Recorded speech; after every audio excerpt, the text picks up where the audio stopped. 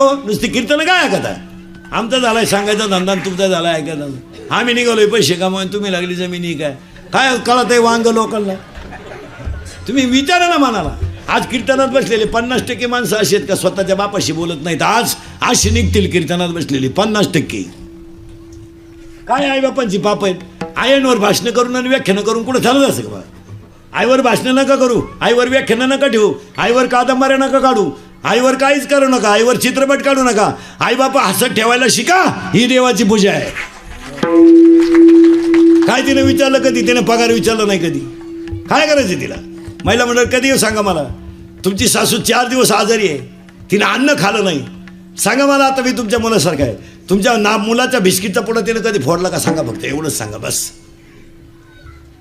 तिच्या जवळ पडेल बिस्किटचा पुडा. बिस्किटचा पुडा तरी केवढ्याचा? 1.5 रुपयाचा आहे. तिनं फोडला का एवढं सांगा मला. 3 दिवस